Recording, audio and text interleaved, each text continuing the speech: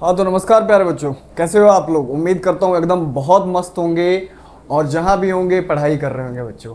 ठीक है, आज जो है ना हमारा बच्चों वो प्रश्नावली 1.1 स्टार्ट हो रहा है, यानी चैप्टर हमारा पहला स्टार्ट हो रहा है, जो क्या है बच्चों, वास्तविक संख्या है। क्या है? वास्तविक संख्या है ना बच्चों। अभी तक हम लोगों ने अभी तो हम लोगों ने वास्तविक संख्या से जितना भी बेसिक चीज़ था ना, जितना भी बेसिक था वो हमने पीछे के छः वीडियोस में हमने क्या कर लिया, उसको कवर कर लिया है। अब हम कहाँ पे पहुँच गए बच्चों? प्रश्नावली पे पहुँच गए। वास्तविक संख्या को इंग्लिश में क्या कहा जाता है बच्चों? रियल नंबर्स बोला जाता है। क्या बोलते हैं?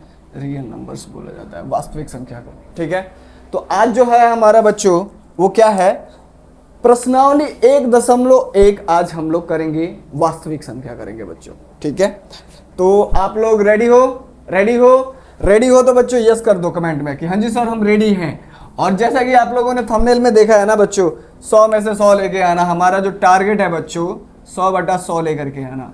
ठीक है ना? ठीक है बच्चों, तो करते हैं हम आज प्रश्नावली 1.1 वास्तविक संख्या का प्रश्नावली 1.1 पढ़ेंगे। प्रश्नावली कौन सा बच्चों? 1.1। ठीक है, प्रश्नावली 1.1 में बच्चों क्या बोल रहे हैं? बोल रहा है निम्नलिखित संख्याओं का एचसीएफ ज्ञात करने के लिए यूक्लिड विभाजन एल्गोरिदम का प्रयोग कीजिए। ठीक है, हमें यूक्लिड विभाजन एल्गोरिदम को प्रयोग करना है। तो क्वेश्चन शुरू करने से पहले थोड़ा सा यूक्लिड विभाजन परिमिका के बारे में जान ले कि यूक्लिड विभाजन परिमिका क्या होता है। ठीक है, यूक्लिड विभाजन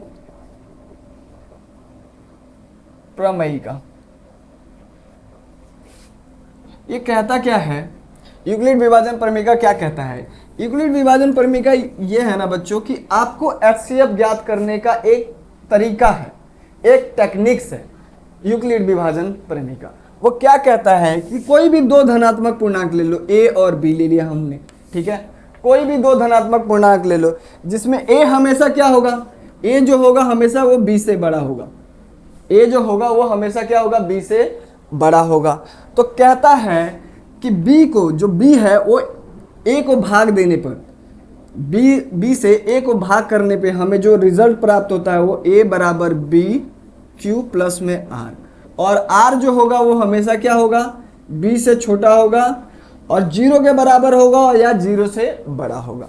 अब बच्चों ये पूछोगे कि सर ये क्यू क्या है, ये आर क्या है? तो मैं आपको बता दूं बच्चों, ये जो क्यू है ये है हमारा भागफल, ये है हमारा भागफल।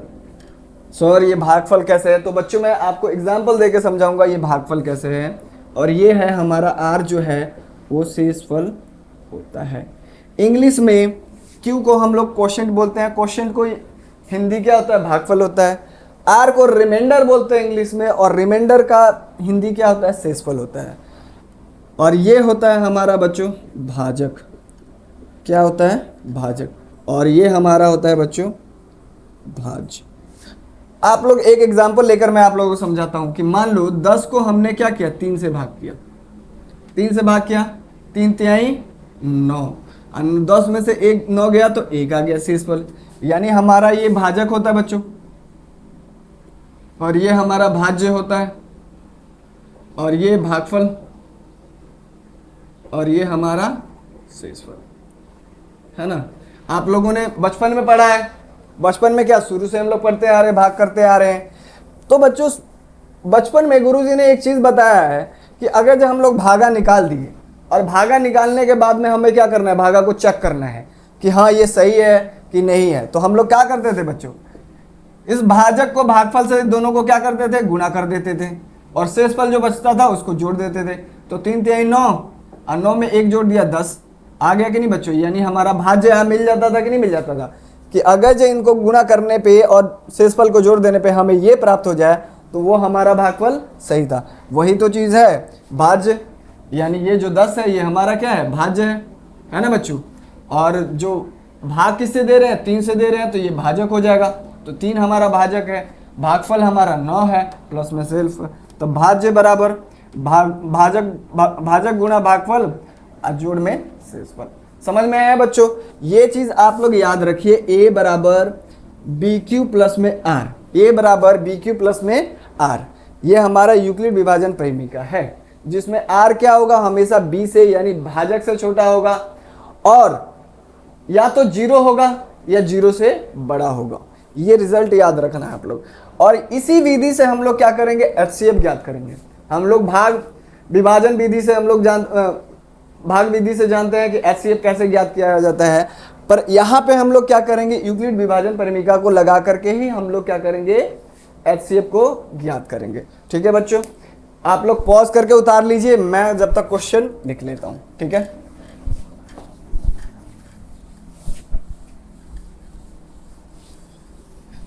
मुख्तसर सी जिंदगी के अजय।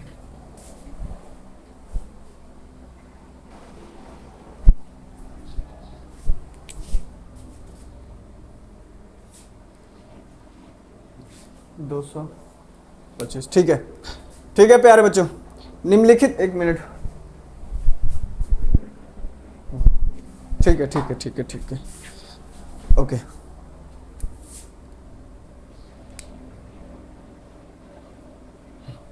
ठीक है, तो बच्चों पहला जो प्रश्न है, प्रश्नावली एक्सरसाइज 1.1 से, एक्सरसाइज 1.1 से लिख देते हैं, एक्सरसाइज 1.1 से। ठीक है ना बच्चों, बोल रहा है निम्नलिखित संख्याओं का एचसीएफ ज्ञात करने के लिए यूक्लिड विभाजन एल्गोरिदम का प्रयोग करके कीजिए। हमें क्या करना है बच्चों, एचसीएफ ज्ञात करना है। क्या ज्ञात करना है, किधर के नहीं, एचसीएफ ज्ञात करना है। एचसीएफ ज्ञात करना है, वो भी किससे, यूक्लिड विभाजन एल्गोरिदम का प्रयोग करके हमें क्या करना है, एचसीएफ को ज्ञात करना है। और हमें दे रखा है कि 135 और 225। ठीक है, यूक्लिड विभाजन प्रमेय का लगा करके, तो हमारा यूक्लिड विभाजन बच्चों, यूक्लिड सॉल्यूशन जो है हमारा, यूक्लिड विभाजन एल्गोरिदम को प्रयोग करके, एल्गोरिदम, अब यह एल्गोरिदम क्या होता है बच्चों, कोनो भी समस्या को चरणों में हल करना। ठीक है ना, फर्स्ट चरण, सेकंड चरण, थर्ड चरण, उनको उस तरीके से हल करना एल्गोरिदम कहलाता है। ठीक है, तो यूक्लिड विभाजन एल्गोरिदम क्या कहता है कि a बराबर बी क्यू प्लस में आर, जहां आर जो होगा वो किससे छोटा होगा बच्चों, बी से छोटा होगा, और या तो जीरो के बराबर होगा या जीरो से बड़ा होगा। आर बराबर हमारा होगा। ठीक है, इस विधि से हमें क्या करना है, एचसीएफ ज्ञात करना है। किनका, 135 और 225 का। तो मैंने कहा था बच्चों कि जो ए होता है वो क्या होता है, हमेशा बी से बड़ा होता है। तो इसमें से जो भी बड़ा संख्या है, इन दोनों में से जो बड़ा संख्या है उसको हम लोग क्या कर लेंगे, ए मान लेंगे, यानी ए हमारा क्या हो जाएगा, 225 हो जाएगा। ठीक है, और बी बराबर कितना हो जाएगा बच्चों, हमारा 135 हो जाएगा। अब देखो, हम इससे तो निकालेंगे, हम क्या करेंगे, रफ में एचसीएफ ज्ञात कर लेंगे। एचसीएफ कैसे ज्ञात करेंगे, भाग विधि से। अब सर भाग विधि से क्यों ज्ञात करें, क्योंकि भाग विधि से आप जब कर लोगे ना तो इसको करना बड़ा आसान हो जाता है। ठीक है, तो देखो कैसे, सर कैसे, तो बताते हैं। 135 से क्या करोगे, 225 को भाग करोगे, एक बार में जाएगा बच्चों, क्योंकि फिर 270 हो जाएगा ये, तो 135। अब 105 में से 0 चला गया, 12 में से 3 गया, 9 चला जाएगा बच्चों, और ये 0 हो जाएगा। फिर क्या करेंगे, 135 को यही करते हैं ना बच्चों। अगर जो आप लोगों को एचसीएफ निकालना नहीं आता है तो मेरा लास्ट वाला वीडियो जिसमें बेसिक बताया है, पार्ट 6 है, उसमें जाकर के देख लीजिएगा एचसीएफ कैसे निकालते हैं। आप क्या करेंगे, भाग विधि से इसको भाग करेंगे, एक बार में जाएगा तो 90, यहाँ पे 5 आ गया और 13 में से 9 गया तो 4 आ जाएगा, यानी 45, और ये हमारा 90, 45 दूना 90। अब यहाँ पे हमारा कट गया बच्चों। ठीक है, हमने भाग विधि से एचसीएफ कितना ज्ञात कर लिया, एचसीएफ हमारा 45 आ गया। ठीक है, तो हम लोग इसको कैसे करेंगे, चरणों में हल करेंगे। तो क्या करेंगे, ए बराबर यानी 225, ए हमें ये दे रखा है, बी हमारा कितना है बच्चों, बी हमारा 135 है, 135 है। आपको यहाँ पे ध्यान नहीं देना है, यहाँ पे ध्यान देना है। कहाँ पे ध्यान देना है, यहाँ पे ध्यान देना है कि ए हम इसको मान रहे हैं, बी हमारा ये हो जाएगा, और ये हमारा क्या हो जाएगा, रिमाइंडर हो जाएगा, शेषफल होगा, और ये हमारा भागफल हो जाएगा बच्चों। क्या हो जाएगा, भागफल हो जाएगा। यानी ये पहला चरण इतने में खत्म हो गया, पहला चरण इतने में खत्म हो गया। तो 225 बराबर 135 गुणा में भागफल, क्यों हमारा क्या था, भागफल था, तो भागफल 1 हो जाएगा। और शेषफल कितना है हमारा, 90 है। क्या है, शेषफल 90 है।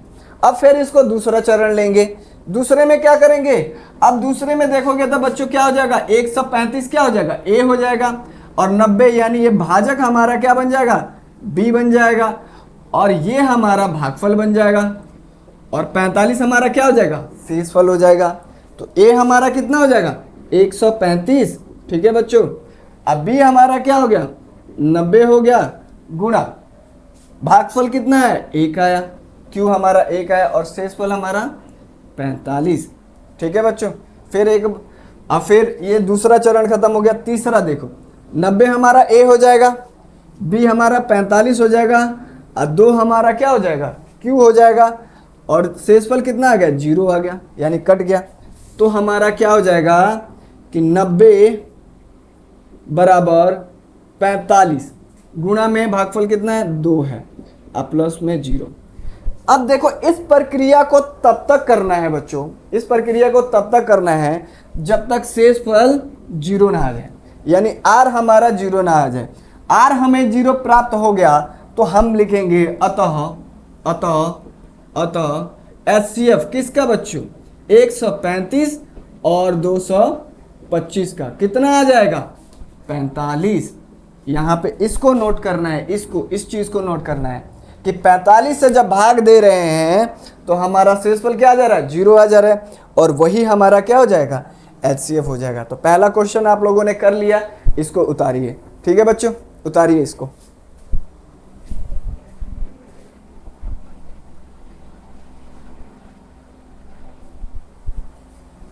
पॉज करके उतार लीजिए बच्चों, पॉज करके, ठीक है, मैं इसको मिटा दूं। दूसरा क्वेश्चन हमारा क्या है बच्चों, इसी का दूसरा क्या है, इसी का दूसरा है हमारा 196 और 38220, ठीक है।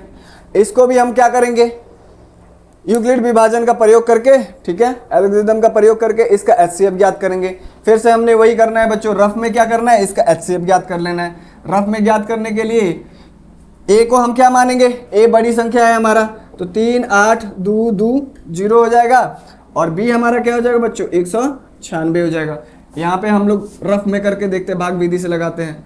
196 को 38,220 से क्या करेंगे, भाग करेंगे। 96 दूना, ये तो बहुत हो जाएगा, 300 से ज़्यादा आ जाएगा, तो एक बार में लेके जाओ 96, तो हमारा कितना मिल जाएगा, 12 में से 6 गया, 6 आ जाएगा, यहाँ पे 7 बचा, तो 17 में से 9 गया, कितना हो जाएगा, 8 आ जाएगा बच्चों, और यहाँ पे 1 आ जाएगा, और यहाँ पे 2 उतर जाएगा, ठीक है। अब 18 है, अगर जो 200 को 9 से गुणा करोगे तो 1800 आ जाएगा, ठीक है बच्चों।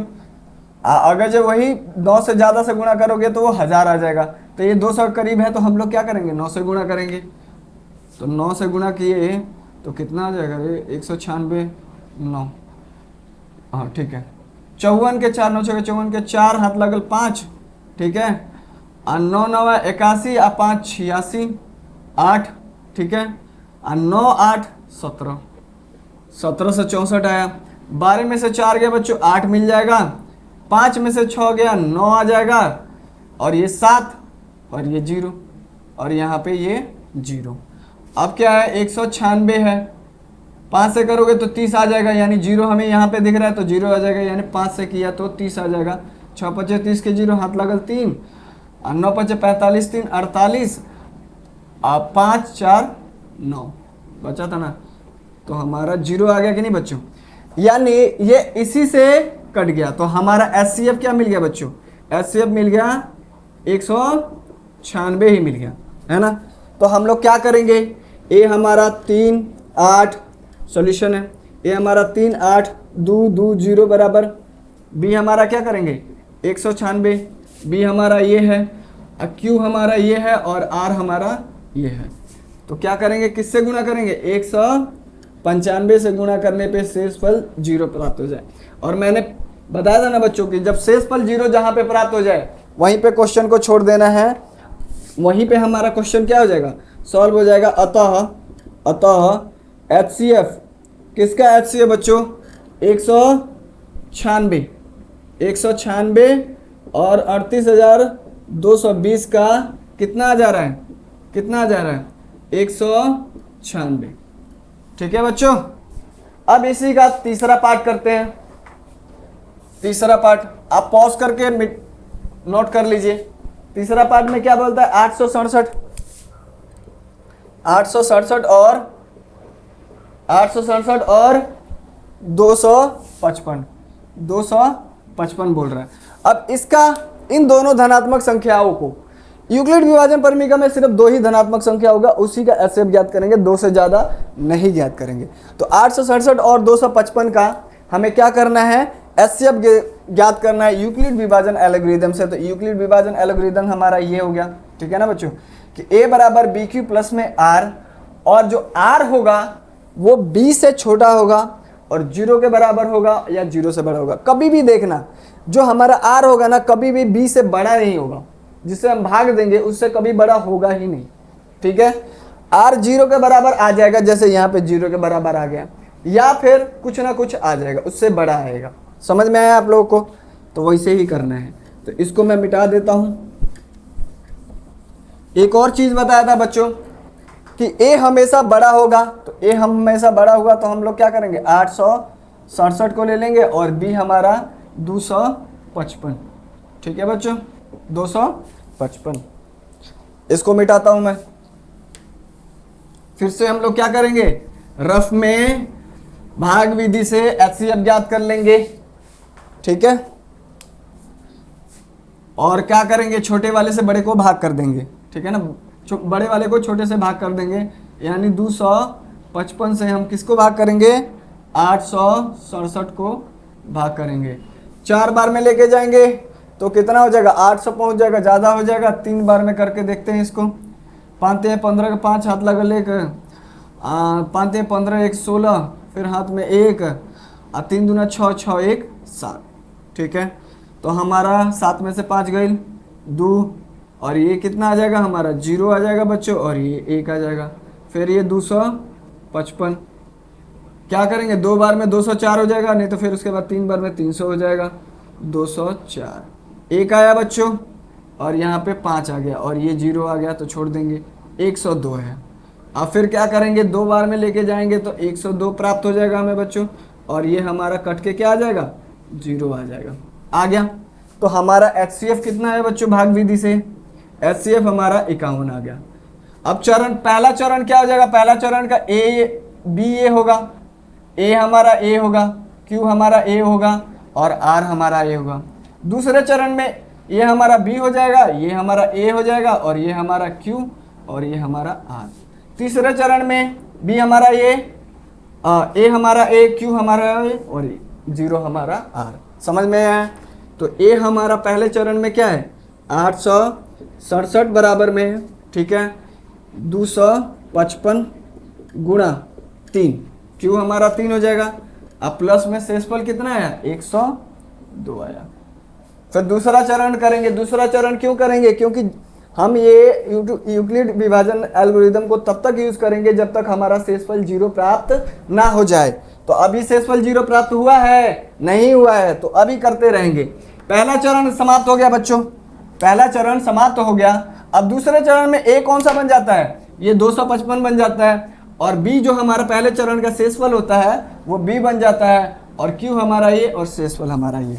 तो A हमारा क्या हो जाएगा बच्चों, 255 बराबर B हमारा 102 गुणा में 2।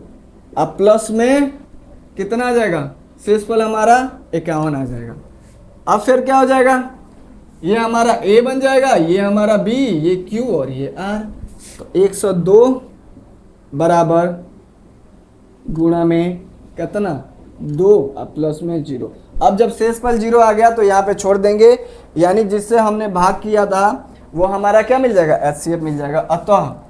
अतः HCF किसका बच्चों, 867 और 255 का कितना आ जाएगा, 51 आ जाएगा। चेक कर लो चेक। ठीक है बच्चों, तो आप इसको उतारिए और इसको पॉज करके उतार लीजिए जब तक मैं दूसरा क्वेश्चन लिखता हूं।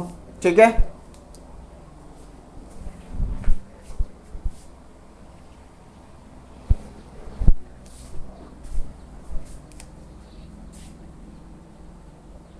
जहां क्यों कोई पूर्णांक है।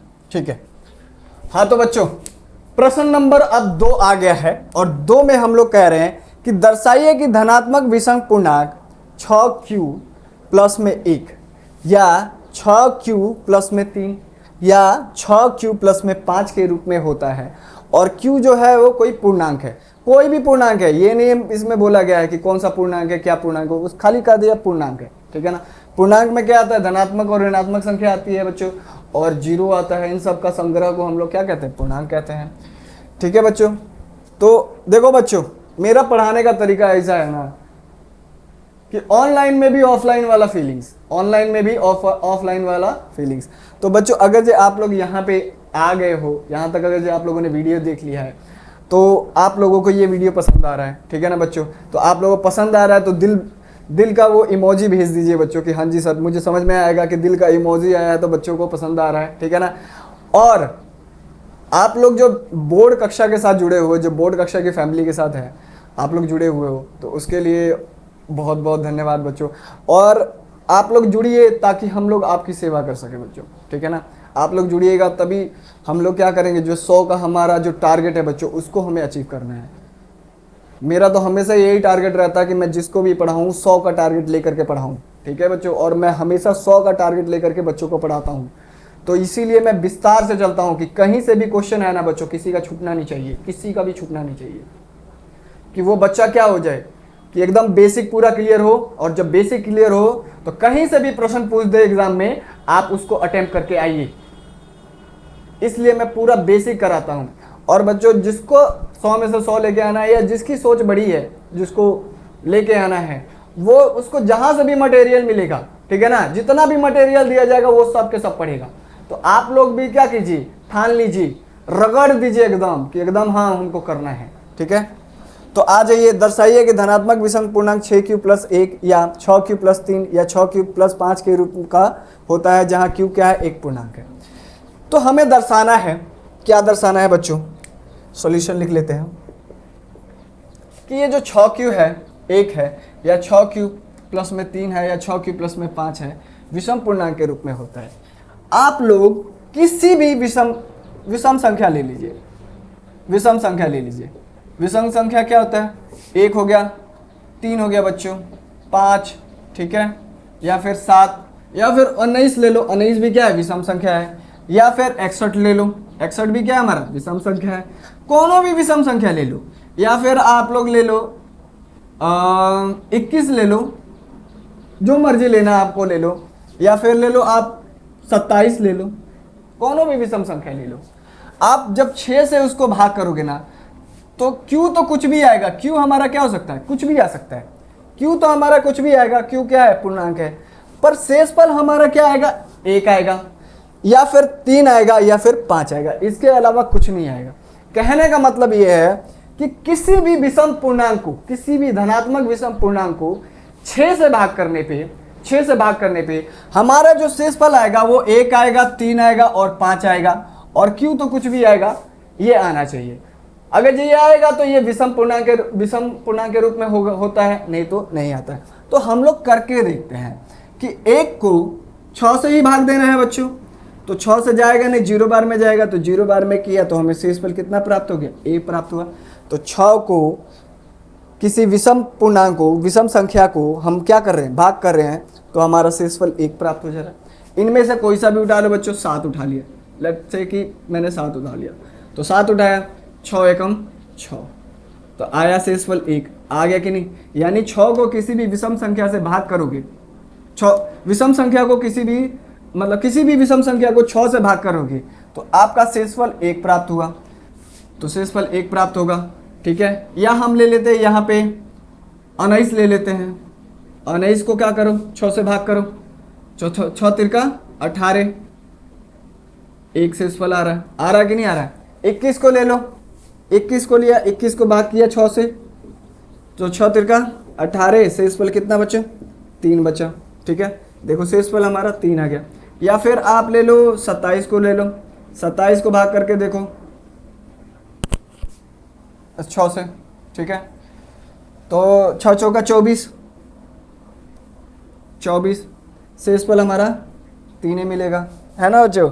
या फिर आप लोग 15 को ले लो, 15 को लो आप लोग, 15 भी विषम संख्या है ना, 6 से भाग करके देखो, 6 दूना 12, शेषफल हमारा 3 आ गया। एक और ले लेते हैं हम लोग जिसमें 5 दिखाई दे दे, तो 5 दिखाई देने के लिए कौन सा ले लेते हैं हम लोग? 17 ले लेते हैं। 17 लिया, 17 भी विषम संख्या है और इसको भाग किया तो 6 दूनी 12, 12 आया और यहाँ से 5 आ गया।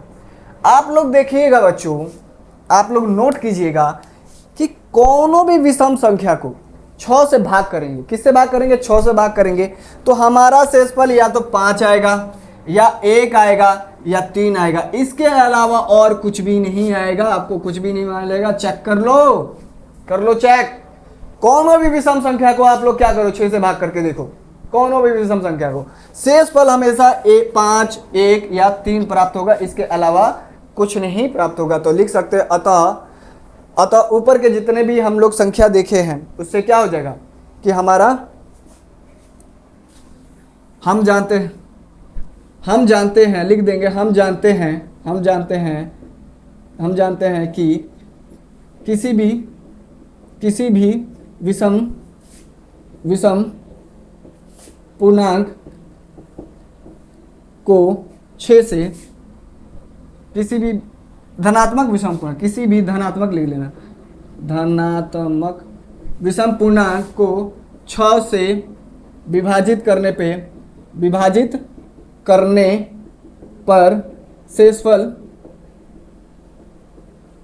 पर शेषफल 1, 3 और 5 प्राप्त होगा। 1, 3 और 5 प्राप्त होगा बच्चों। तो यहाँ पे लिख लो अतः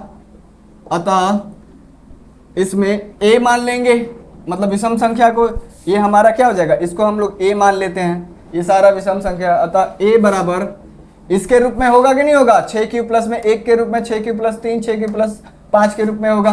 तो 6 क्यूब प्लस में 1 या 6 क्यूब प्लस में 3 या 6 क्यूब प्लस में 5 के रूप में होता है।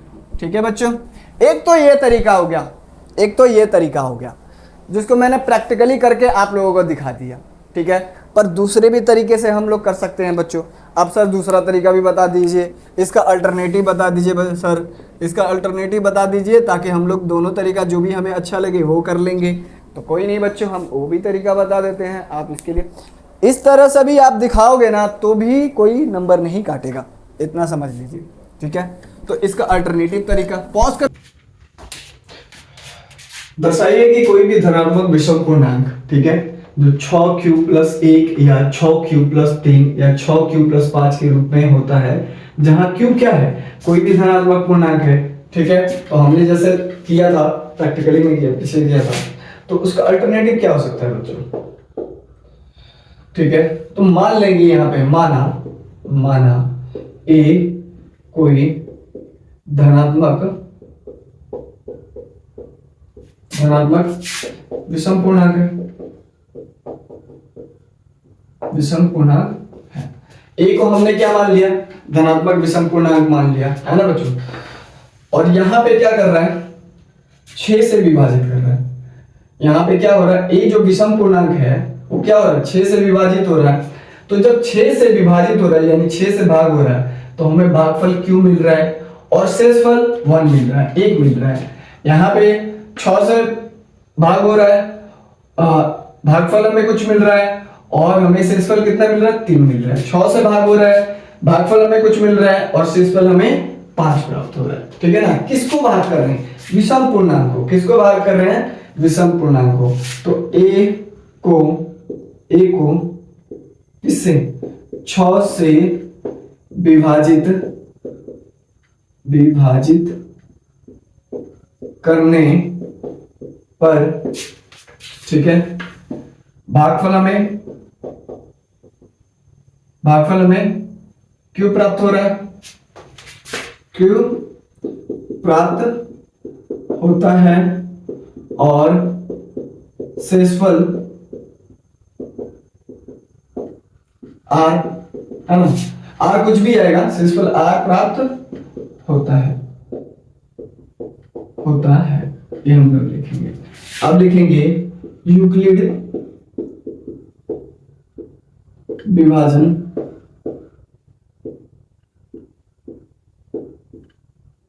एल्गोरिदम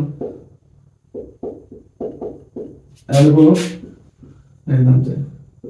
तो यूक्लिड विभाजन एल्गोरिदम क्या कह रहा है कि ए कोई विषम पूर्णांक है जिसे 6 क्या कर रहा है, 6 उसको विभाजित कर रहा है, तो हमें क्यू मिल रहा है और शेषफल हमें आर मिल रहा है। जबकि हम जानते हैं बच्चों कि जो आर है वो हमेशा क्या होगा, बी से छोटा होगा और 0 के बराबर होगा या 0 से बड़ा होगा। तो यहाँ पे बी क्या है, 6 है, मतलब ए होता है वो क्या करता है, जो भी ए होगा वो क्या होगा, बी से विभाजित होगा, है कि नहीं। तो हमारा जो आर है वो 6 से छोटा होगा, तो आर 6 से छोटा होगा तो आर कितना होगा बच्चों, 0 होगा, 1 होगा, 2 3 4 5, 6 से छोटा होगा तो यही हमें आर मिलेगा, है कि नहीं।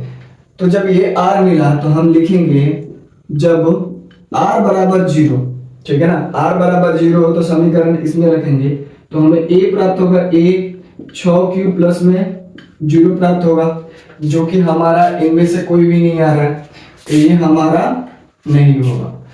जब r बराबर 1 होगा तो a बराबर 6 क्यूब प्लस में 1, ठीक है ना। तो हमारा विषम पूर्णांक क्या होगा, कोई भी विषम धनात्मक पूर्णांक 6 क्यूब प्लस 1 के शेषफल के रूप में होगा, तो ये हमारा सही है, ठीक है। और जब हम क्या करेंगे, जब r बराबर 2 रखेंगे तो a हमारा 6 क्यूब प्लस में 2 आ जाएगा, ठीक है। अब जब r बराबर हमारा 3 होगा तो a हमारा कितना होगा, 6 क्यूब प्लस में 3 होगा, ये हमारा नहीं होगा। और जब हम r बराबर 5 रखते हैं, 4 नहीं रखते हैं, स्किप कर देते हैं कुछ ना, a बराबर 6 क्यूब प्लस में 5 होगा, ठीक है ना। तो हमने पिछले वाले में देखा था कि जब क्या करेंगे, जब a को विभाजित करेंगे, हम जानते हैं, लिखेंगे हम जानते हैं विषम पूर्णांक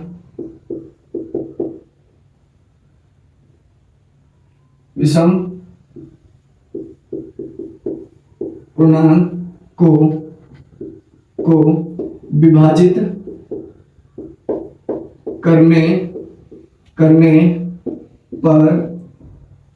विभाजित करने पर शेषफल, हम जानते हैं विषम पूर्णांक को, यहाँ पे 6 लिख लेना बच्चों, 6 से विभाजित करने पर, ठीक है, शेषफल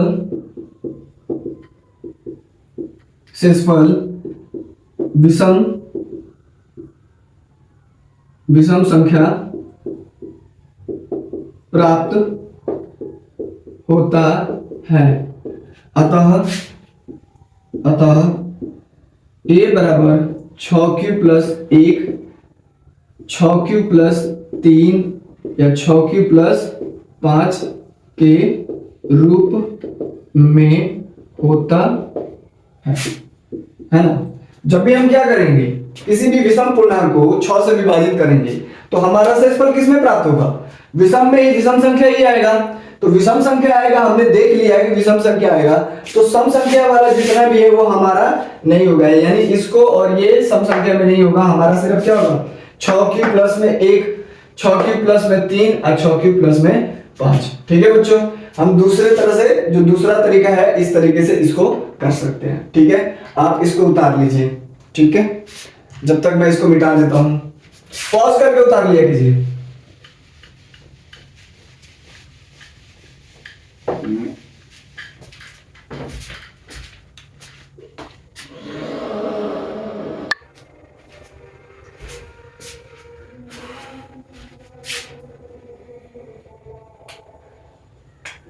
तो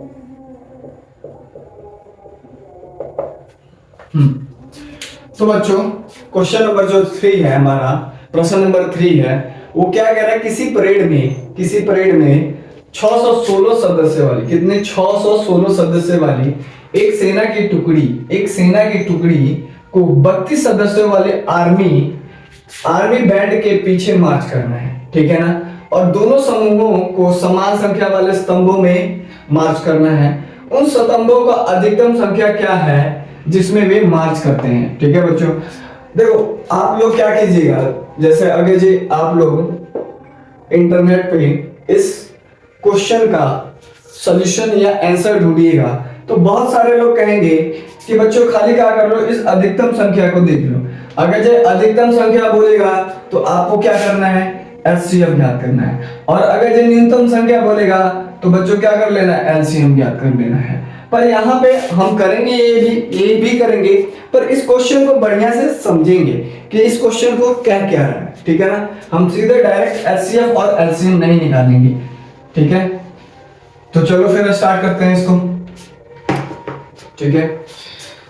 पहले क्वेश्चन को समझ लेते हैं, उसके बाद हम लोग वो करेंगे कि बोला है कि 616 टुकड़ियों को, सेना की 616 टुकड़ी को, आर्मी के 32 टुकड़ियों को कुछ स्तंभों में, कुछ समान स्तंभों में क्या करना है, उनको परेड करना है। क्या करना है, परेड करना है, यानी मार्च करना है। मार्च हो रहेगा तो लेफ्ट राइट आगे बढ़ते हैं, उसको बोलते हैं, ठीक है। और इसमें 616 को, ठीक है। समान स्तंभ मतलब होता है line, 1 line 2 line 3 line 4 line. और लाइन देखो जितना लाइन इसमें मान लो 1 2 3 4 लोग अगर इसके आ रहे हैं, आर्मी वालों के, आर्मी वाले के सदस्य कितने हैं, टोटल सदस्य आर्मी वाले कितने हैं, 32 है। और सेना की टुकड़ी कितनी है, 616 है।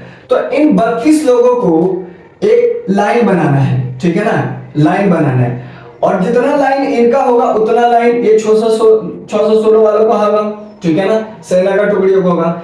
पर इन सब लाइन में अगर आर्मी का 32 है तो सब लाइन में जो संख्या होगा आर्मी में, सॉरी इनका जो संख्या होगा आर्मी वालों का, वो समान होगा। यानी इसमें 4 हो तो इसमें भी 4, इसमें भी 4, इसमें भी 4 और इसमें भी 4, ठीक है ना। इसी तरह ये 616 है तो इसमें भी कुछ हुआ, मान लो कुछ भी हो सकता है कि कुछ भी आ सकता है, 32 आ जाए, मतलब एक लाइन में 32 लोग आ जाए, या फिर 35 लोग आ जाए, या 48 लोग आ जाए।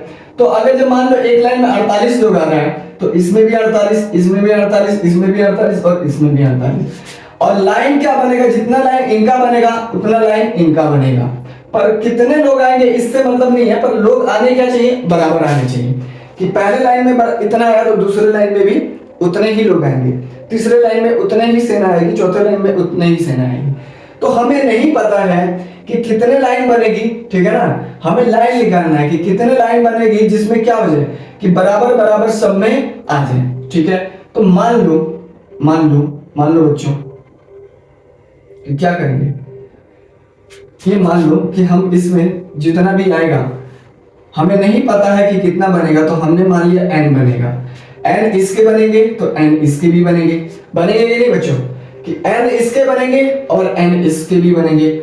और जो इसमें लोग हैं वो कितना है, मान लो x है, ये n इसमें नंबर ऑफ लाइंस कितने बनेंगे, स्तंभों की संख्या कितनी है, मान लो माना स्तंभों की जो संख्या है वो क्या है, n है। क्या है, n है कि n स्तंभ बनेंगे। कितने बनेंगे, n स्तंभ बनेंगे।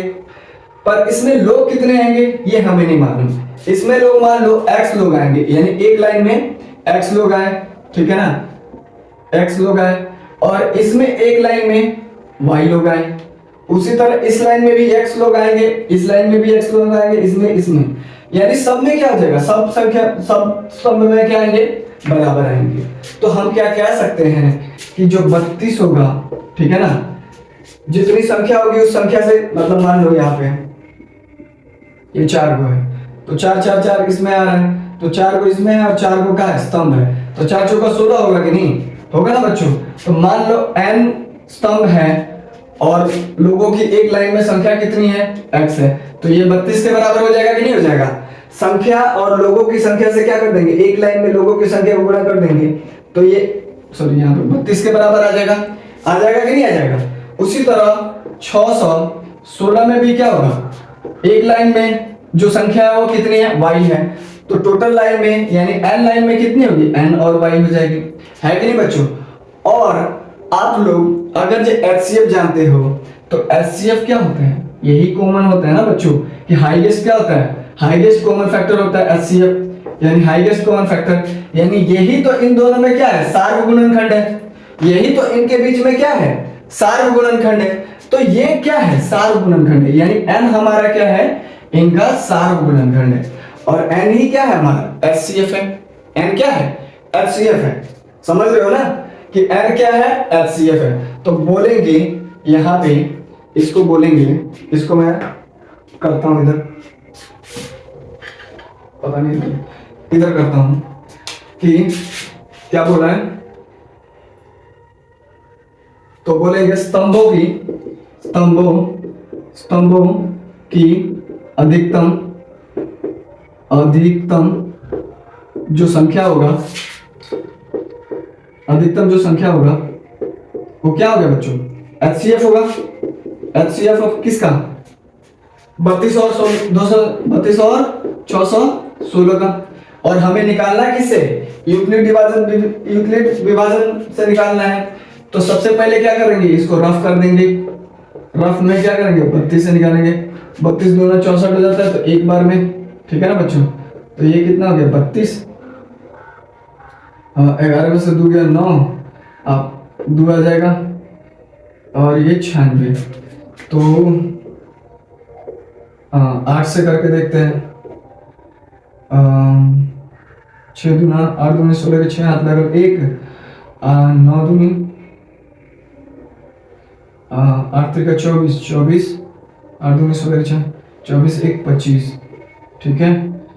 9 से करके देखते हैं, 9 दूना 18 के 8 हाथ लगल 1, 9 त्रिका 27 1 28, ठीक है। ये तो 296 है, हाँ। और इसमें 32 जोड़ देंगे तो 300, 9 दूना 18 का 8 हाथ लगा 9 त्रिक 27 1 28, और 32 को जोड़ देंगे 10 से गुणा कर देंगे तो 320 आ जाएगा ना, ठीक है। तो 9 से लेके जाएंगे, 9 से लेके जाएंगे तो कितना आ जाएगा इसका, 9 से लेके जाएंगे तो 288 आ जाएगा। अब 8 में 16 में से 8 गया तो 8 आ जाएगा बच्चों, और ये कितना हो जाएगा, 8 हो जाएगा। तो 16 में से 8 गया कितना, 16 में से 8 गया तो हमारा 8 आ जाएगा, और 8 में से 8 गया 0, तो ये हमारा 32, 8 चौका बच्चों 32, 8 चौका हमारा 32 आ गया।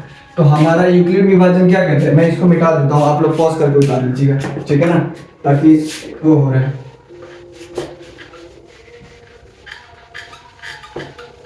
ठीक है। तो हमारा यूक्लिड विभाजन क्या कहता है, यूक्लिड विभाजन से करेंगे, यूक्लिड विभाजन एल्गोरिथम से करेंगे।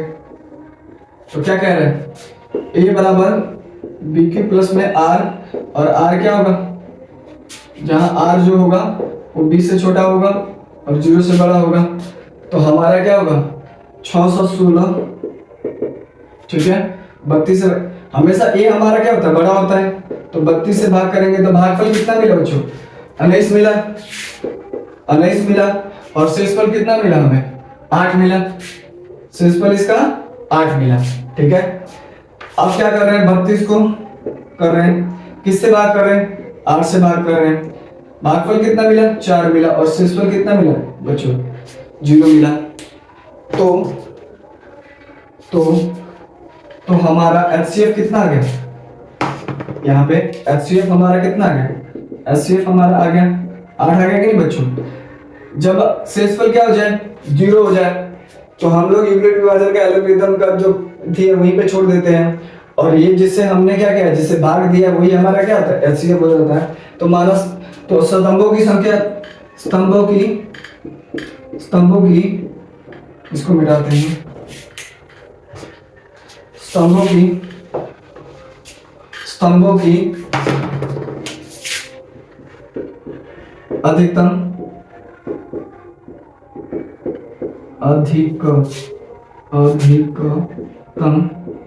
संख्या जो होगा वो कितना होगा बच्चों, 8 होगा। कितना होगा, 8 होगा। समझ में आया ये आप लोगों को?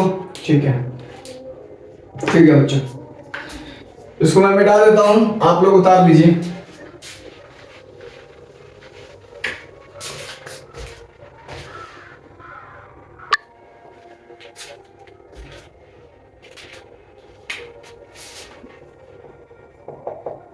ठीक है बच्चों, ठीक है। तो प्रश्न नंबर 4 क्या कहता है? प्रश्न नंबर 4 कहता है कि यूक्लिड विभाजन प्रमेय का प्रयोग करके दर्शाइए कि किसी धनात्मक पूर्णांक का वर्ग, क्या बच्चों, वर्ग, किसी धनात्मक पूर्णांक का वर्ग किसी पूर्णांक m के लिए 3m या 3m प्लस में 1 का रूप होता है। अब हमें दर्शाना है, क्या करना है, दर्शाना है कि कोई भी धनात्मक पूर्णांक का वर्ग, विषम धनात्मक पूर्णांक, विषम दे रखा है नहीं, सिर्फ धनात्मक, विषम कुछ नहीं दे रखा, खाली धनात्मक दे रखा है। तो इसमें लिखेंगे सॉल्यूशन क्या होगा बच्चों कि माना कोई भी धनात्मक पूर्णांक, ठीक है, कोई धनात्मक माना ए जो है हमारा कोई धनात्मक पूर्णांक है, क्या है, कोई धनात्मक पूर्णांक है बच्चों, क्या है, धनात्मक पूर्णांक है। ठीक है, ये हमने कोई एक धनात्मक पूर्णांक ले लिया, ठीक है। अब हमें इस a का वर्ग 3m या 3m प्लस 1 के रूप में दर्शाना है, ठीक है ना। a का वर्ग हमें क्या करना है, 3m या 3m प्लस 1 के रूप में दर्शाना है। और जो बच्चों जो ये m है ना, ये जो m है ये क्या है, कोई भी पूर्णांक है, क्या है, पूर्णांक है। तो पूर्णांक कुछ भी हो सकता है, ये जो m है ये क्या है, पूर्णांक है, और पूर्णांक कुछ भी हो सकता है, 1 हो सकता है, 2 हो सकता है, कुछ भी हो सकता है, हमें नहीं पता कि वो क्या होगा, ठीक है ना। हमें बस इसको दर्शाना है और सिद्ध करना है। तो हम क्या कर लेंगे, मान लेंगे कि a कोई एक धनात्मक पूर्णांक है और हमें यूक्लिड विभाजन प्रमेय से इसको दर्शाना है। तो जब a कोई धनात्मक पूर्णांक है तो a को मान लो, हम लोग क्या करेंगे, a को जब विभाजित करेंगे, a को q से नहीं, क्यों नहीं है, यहाँ पे 3 है, यहाँ पे क्या है बच्चों, 3 है। a को 3 से विभाजित करने पर हमें क्या होगा, भागफल में क्या प्राप्त होगा बच्चों, भागफल में q प्राप्त होगा, और अथवा, या और भी लिख सकते हैं, अथवा शेषफल कितना प्राप्त होगा, r प्राप्त होगा।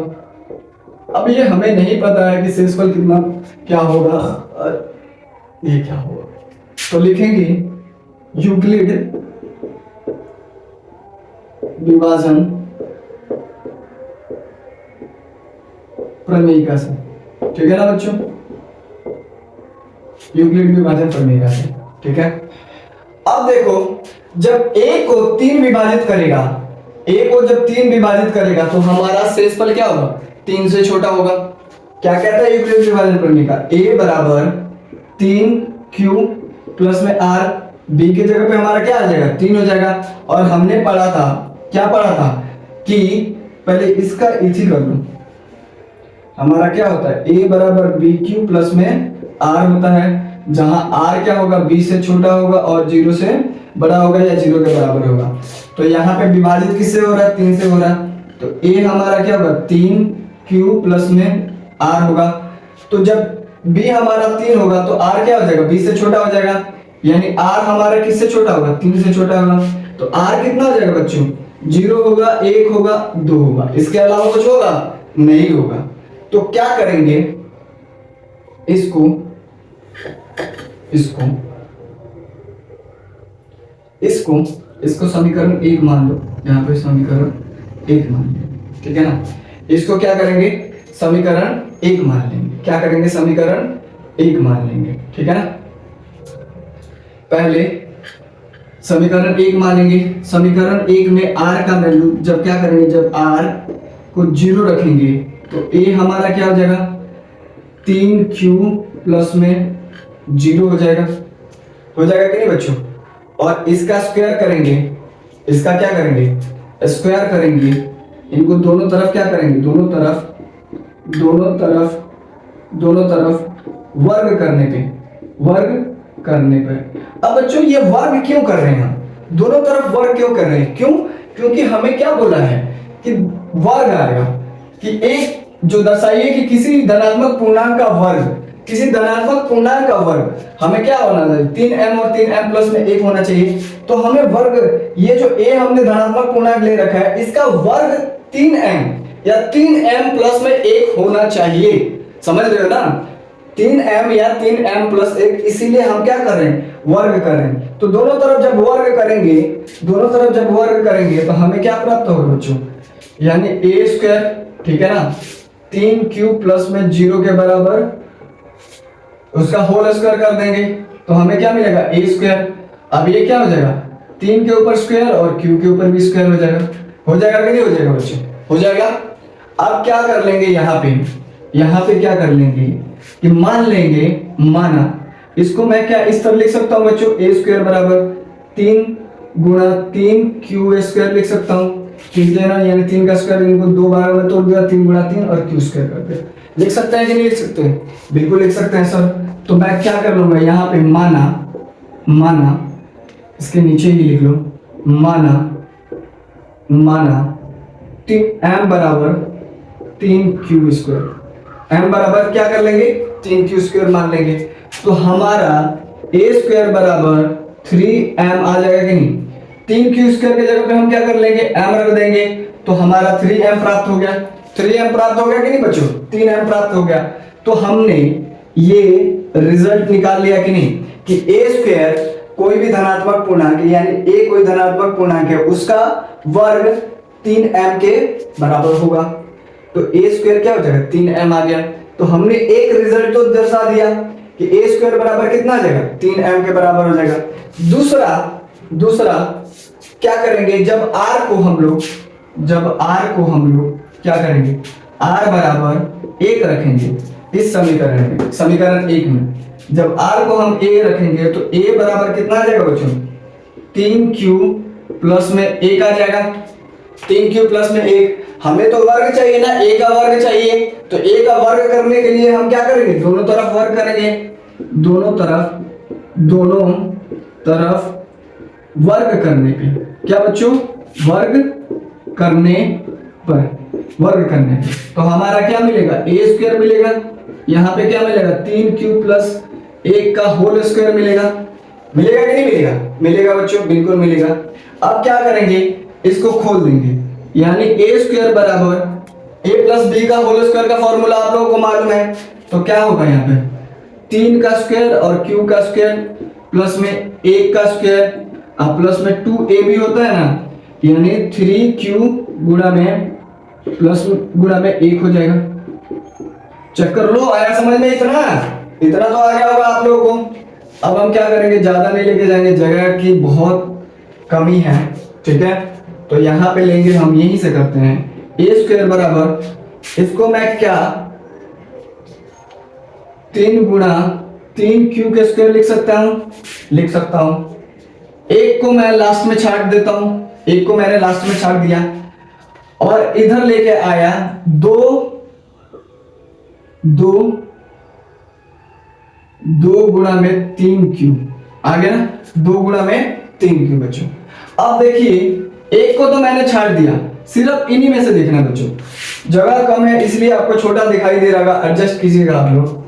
तो इन्हीं दो में से क्या मैं 3 कॉमन निकाल सकता हूं? 3 इसमें भी है और 3 इसमें भी है, तो 3 मैंने कॉमन निकाल दिया, तो यहाँ पे बचा 3q² अब प्लस में 2q बचा कि नहीं बच्चों? बचा। इधर प्लस में 1 बच गया। ठीक है, अब मैं क्या कर रहा हूं, इसको, इस वाले को 3q² प्लस में 2q, इसको क्या मान ले रहा हूं? m मान ले रहा हूं। क्या मान ले रहा हूं बच्चों? m मान लिया। तो माना m बराबर कितना हो जाएगा? 3q² प्लस में 2q हो जाएगा। तो a² हमारा क्या हो जाएगा बच्चों? 3m प्लस में 1। तो a² को हमने 3m प्लस 1 के रूप में भी दर्शा दिया। अतः अब लिखेंगे अतः a का वर्ग धनात्मक वर्ग किसके रूप में होगा? अतः a का वर्ग 3m और 3m प्लस 1 के रूप में होता है। पता नहीं यहाँ पे नीचे तक आप लोगों को दिख रहा होगा कि नहीं दिख रहा होगा, कैसे जगह भी तो कम है। ठीक है ना बच्चों, हम क्या कर देंगे, ये लिख देंगे। आ गया आपको ये क्वेश्चन का? दिख रहा है? ठीक है बच्चों, दिख रहा है। थोड़ा सा छोटा हो गया होगा, छोटा अक्षर हो गया होगा, पर जगह भी कम था, इसलिए आपको दिखाना भी था। ठीक है ना, तो आप इसको उतार लीजिए, पॉज करके उतार लीजिए, जब तक हम लोग आखिरी क्वेश्चन, अब चौथा हमने कर लिया, तो इसका आखिरी क्वेश्चन अब हम लोग करेंगे। ठीक है, हाँ तो बच्चों, अब हमारा जो प्रश्न नंबर है वो क्या है? 5 है, जिसमें बोला है यूक्लिड विभाजन प्रमेय का प्रयोग करके दर्शाइए कि किसी धनात्मक पूर्णांक, कोई भी धनात्मक पूर्णांक हो, कोई सभी धनात्मक पूर्णांक हो, धनात्मक पूर्णांक का घन, क्या बच्चों? घन यानी क्यूब 9m या 9m प्लस 1 या 9m प्लस में 8 के रूप का होता है। ठीक है ना, हमें दर्शाना है कि कोई भी धनात्मक पूर्णांक, हमें नहीं पता कौन सा धनात्मक पूर्णांक होगा, पर कोई भी धनात्मक पूर्णांक होगा, तो हम लिखेंगे सॉल्यूशन। माना ए कोई क्या है? ए जो है कोई धनात्मक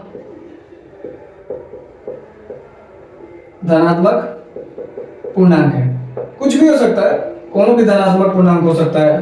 धनात्मक में तो जीरो भी आता है, माइनस भी आता है। धनात्मक में यानी जीरो से करो ना, जीरो भी कोई धनात्मक नहीं होता, जीरो को ना हम तो धनात्मक मानते हैं ना ऋणात्मक मानते हैं। ठीक है ना, यानी 1 2 3 4 5 6 इनमें से कोई सा भी हो सकता है, हमें नहीं मालूम है कौन सा होगा। ठीक है ना, तो माना ए कोई धनात्मक पूर्णांक है और हमें क्या करना है, यूक्लिड विभाजन प्रमेय का प्रयोग करके हमें क्या करना है, इसको दर्शाना है। तो ए कोई धनात्मक पूर्णांक है, तो ए को हम लोग किससे विभाजित कर रहे हैं? 9 से विभाजित कर रहे हैं। ठीक है ना बच्चों, तो ए को 9 से विभाजित करने पर भागफल हमें कितना प्राप्त हो रहा है? 9। भागफल हमें क्यू प्राप्त होता है, अथवा भागफल क्यू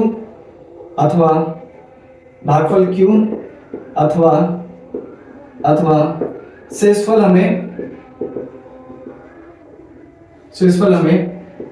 आर प्राप्त होता है।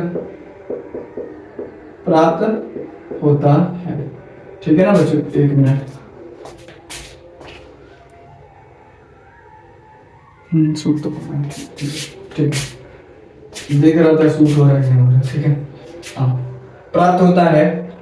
और यूक्लिड विभाजन प्रमेय से, ठीक है ना, प्रमेय से हमें क्या करना है बच्चों? सिद्ध करना है। प्रमेय से क्या करना है? हमें सिद्ध करना है। तो हमारा a बराबर बी क्यू होता है ना बच्चों, और प्लस में आर होता है, जहां आर क्या होगा? बी से छोटा होगा और 0 से बड़ा होगा या 0 के बराबर होगा। तो यहाँ पे हम किससे, a को किससे विभाजित कर रहे हैं? 9 से विभाजित कर रहे हैं, यानी b हमारा क्या हो जाएगा? 9 हो जाएगा। तो भागफल q प्राप्त हो रहा है और शेषफल हमें r प्राप्त हो रहा है कि नहीं? जब a को हम लोग 9 से विभाजित कर रहे हैं तो भागफल हमें q प्राप्त हो रहा है और शेषफल हमें r प्राप्त हो रहा है। ठीक है बच्चों, अब देखो r जो होगा वो हमेशा क्या होगा, b से छोटा होगा। r जो होगा वो हमेशा क्या होगा, b से छोटा होगा और b हमारा क्या है, 9 है। तो r बराबर हमारा क्या हो जाएगा, 0 होगा, 1 हो जाएगा, 2 हो जाएगा, 3 4 5 6 7 8, ये होगा, इनमें से ये r होगा। तो क्या करेंगे, जब r को 0 के बराबर रखेंगे, शेषफल यानी हमारा जब 0 होगा तो इसको हम लोग समीकरण 1 मान लेते हैं। तो a बराबर कितना हो जाएगा बच्चों, 9q, और शेषफल हमारा 0 हो जाएगा। अब देखो a बराबर 9q प्लस में शेषफल हमारा 0 प्राप्त होगा। तो हमें क्या चाहिए, घन चाहिए, यानी a कोई धनात्मक पूर्णांक है तो उसका घन हमें चाहिए, जो हमें 9m मिलेगा या 9m प्लस में 1 मिलेगा या 9m जमा 8 मिलेगा। समझ में आ रहा है? तो इसका क्या करेंगे, दोनों तरफ क्या कर देंगे बच्चों, दोनों तरफ घन करने पे हमें क्या प्राप्त होगा, a क्यूब बराबर 9, ठीक है ना, 9q प्लस 0 का क्यूब आ जाएगा। यहाँ पे हम लोग करते हैं इसको, ठीक है, ज्यादा जगह नहीं बचेगा तो इसीलिए हम लोग ज्यादा इधर। तो यहाँ पे क्या हो जाएगा, a क्यूब बराबर 9 का क्यूब और क्यूब का क्यूब हो जाएगा कि नहीं हो जाएगा, 3 आ जाएगा। हमें क्या चाहिए, 9m चाहिए। तो मैं क्या इसको a क्यूब बराबर 9 को साइड रख के 9 स्क्वायर और क्यूब के घात 3 लिख सकता हूं और माना m बराबर जो होगा वो 9 का स्क्वायर होगा और क्यूब के 3 होगा। तो a का क्यूब कितना हो जाएगा, 9m हो जाएगा। इसके जगह पे हम m रख सकते हैं, नहीं रख सकते हैं, चेक कर लो, m रख सकते हैं कि नहीं रख सकते हैं, रख सकते हैं। देखो बच्चों ये m है ना, m कोई भी धनात्मक पूर्णांक है, हमें m से मतलब नहीं है, ठीक है ना, m तो कुछ भी हो सकता है, m हमें कोई पूर्णांक है, हमें m से कोनो मतलब नहीं है, m तो कुछ भी हो सकता है। हमारा जो रिजल्ट आया तो बोला था कि a कोई धनात्मक पूर्णांक है जिसका हमें क्या हो जाएगा, 9m प्राप्त होगा घन करने पे। तो a का घन किए तो हमें 9m प्राप्त हो गया, यानी हमने पहला दर्शा लिया। ठीक है बच्चों, अब दूसरा हमें क्या चाहिए, 1 चाहिए, शेषफल में क्या चाहिए, 1 चाहिए। तो हमें इतना शेषफल दे रखा है, हम उनमें से क्या करेंगे, 1 उठा लेंगे। तो जब कहेंगे, जब बच्चों r 1 रखेंगे, समीकरण 1 में रखेंगे तो हमारा a बराबर 9q प्लस में 1 आ जाएगा। ठीक है ना बच्चों, और अब क्या कर देंगे, दोनों तरफ क्योंकि हमें लेके क्या आना है, घन लेके आना है ना, दोनों तरफ घन करने पर तो हमारा दोनों तरफ घन करने पे क्या मिलेगा, a के पावर q मिलेगा बराबर 9q प्लस में 1 के पावर q मिलेगा। दिख रहा है कि नहीं दिख रहा है, 1 मिनट, हाँ दिख रहा है बच्चों, ठीक है दिख रहा है, 9q प्लस के 1 का पावर 3 हो जाएगा। इसको थोड़ा सा नीचे करके लिख देता हूँ ताकि बढ़िया से दिखाई दे, जगह कम बच रहा है ना। a क्यू बराबर 9q प्लस में 1 के पावर q, ठीक है, इतना आ गया समझ में बच्चों। आप क्या करेंगे, इसको मैं थोड़ा सा जगह नहीं है, अभी a हो जाएगा, a के पावर q हो जाएगा तो ये खुलेगा कि नहीं, 9q प्लस में 1 का क्यूब खुलेगा तो a क्या हो जाएगा, q, तो बोलेगा ना 9q का होल क्यूब प्लस 1 का क्यूब, ठीक है, 3। इसका आप लोगों को फॉर्मूला नहीं मालूम है तो a प्लस b का क्यूब का फॉर्मूला होता है a का क्यूब प्लस b का क्यूब प्लस 3 a का स्क्वायर b और प्लस 3 a अब b का स्क्वायर होता है। ठीक है, इसी फॉर्मूले पे हम लोग इसको सजा रहे हैं। ठीक है, तो दूसरा हो जाएगा 3 a का स्क्वायर कर लेते हैं, यानी 9q का स्क्वायर कर दें। ठीक है ना बच्चों, अब प्लस में गुणा में एक और चीज होगा ना, गुणा में 1 हो जाएगा, अब प्लस, ठीक है, 3 गुणा में इस बार 9 क्यू रहेगा और 1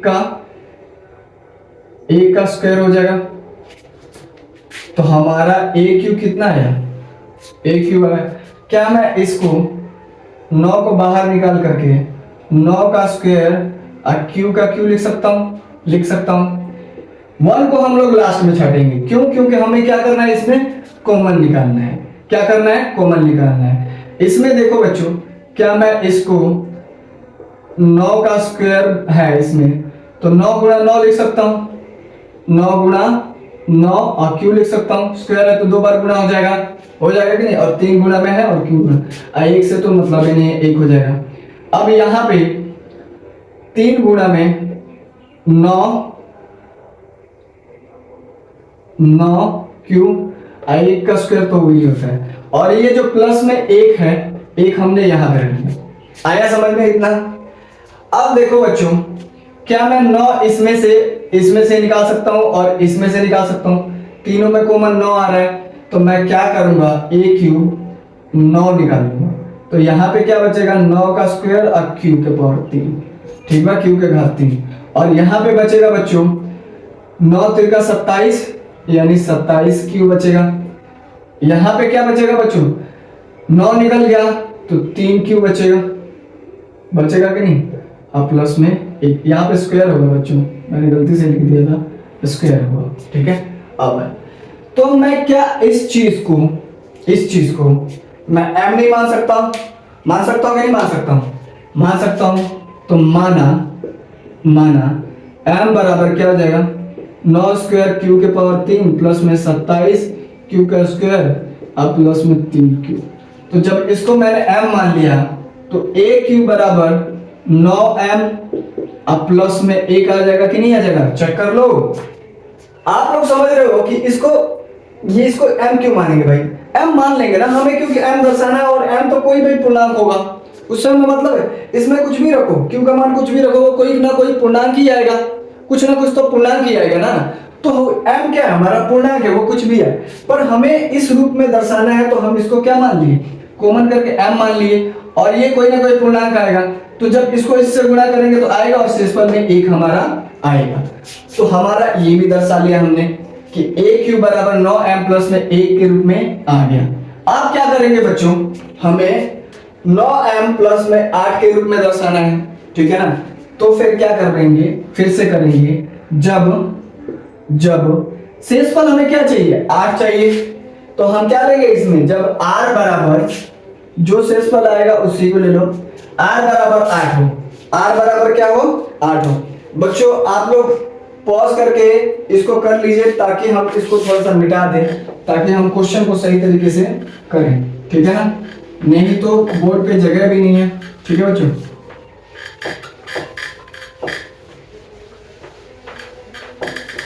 इसको मिटाना ही पड़ेगा, ठीक है। तो जब r बराबर 8 हो जाएगा, ठीक है, तो r बराबर ये यहां पे कर लेते हैं, हम यहां पे करते हैं, जब r बराबर 8 मान लेंगे, क्योंकि हमें 8 चाहिए, तो r पीछे कहा था ना कि r कितना होगा, 8 1 2 0 1 2 3 4 5 6 7 8 होगा, क्योंकि 9 से हम विभाजित कर रहे हैं, तो 9 से क्या होगा, r छोटा होगा, तो 8 होगा। तो हमारा क्या हो जाएगा, a बराबर 9q प्लस में 8 हो जाएगा।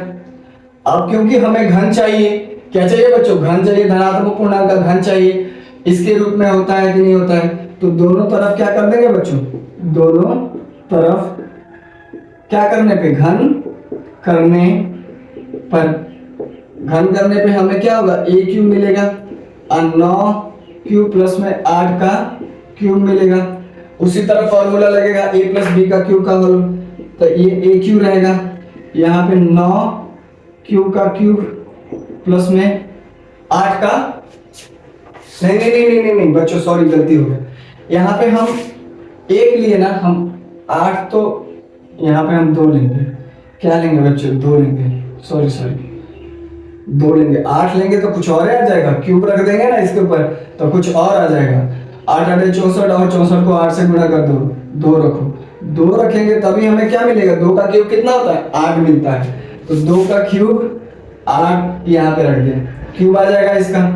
प्लस में 3 गुना में क्या करेंगे, 9 क्यूब का होल स्क्वायर गुना में 2, यानी 3 गुना में a का स्क्वायर में गुना b, 3 गुना a का स्क्वायर गुना b, प्लस में क्या हो जाएगा, 3 गुना में a रहेगा वैसे के वैसे, अब b का स्क्वायर यानी b का स्क्वायर, ये हो जाएगा।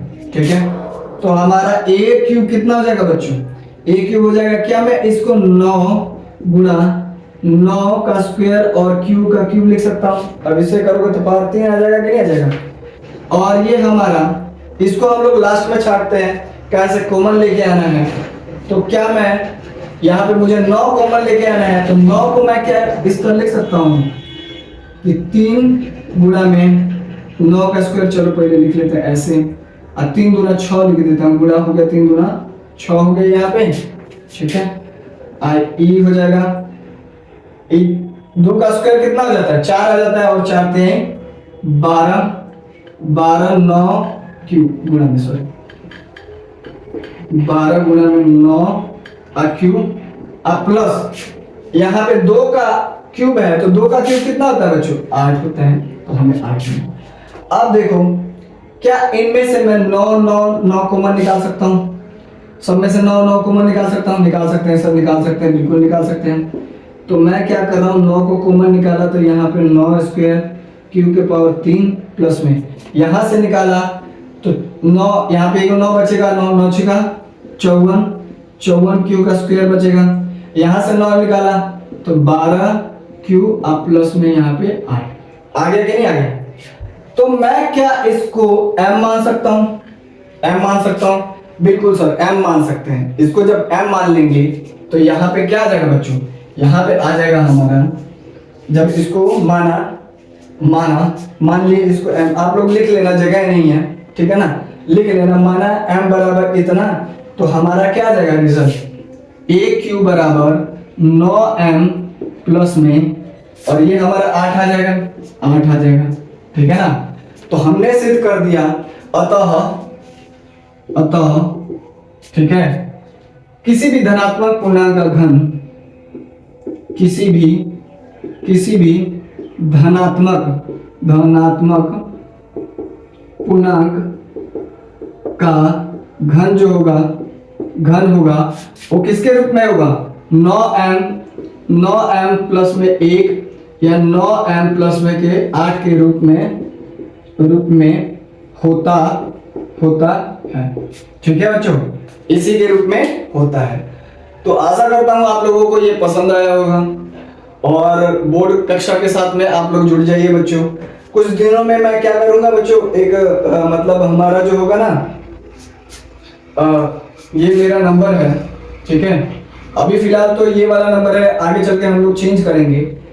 अगर जो आप लोग जुड़ना चाहते हो 7888674592, यहाँ पे ये मेरा व्हाट्सएप नंबर है, और इसी से हमारा क्या हो जाएगा, इंस्टाग्राम कह रहे हैं, टेलीग्राम भी बनाएंगे, जहाँ पे आप लोगों को मैं PDF मटेरियल्स दूंगा वहाँ पे, और प्रैक्टिस मटेरियल्स भी आप लोगों को वहाँ पे दिया जाएगा। तो आप लोग इस पे मुझे मैसेज कर दीजिएगा। लड़कियों के लिए अलग है, क्योंकि हमारे बिहार का जो कल्चर है वो अलग है, इसलिए लड़कियां जब भी मैसेज करें यहाँ पे, ठीक है ना, तो आप वहाँ पे कह दीजिए कि सर कि मैं लड़की हूँ, ठीक है, ताकि आपको लड़की वाले ग्रुप में डाला जाए। ठीक है, और जो बॉयज होंगे, बॉयज के लिए अलग सा होगा। ठीक है बच्चों, बहुत बहुत धन्यवाद।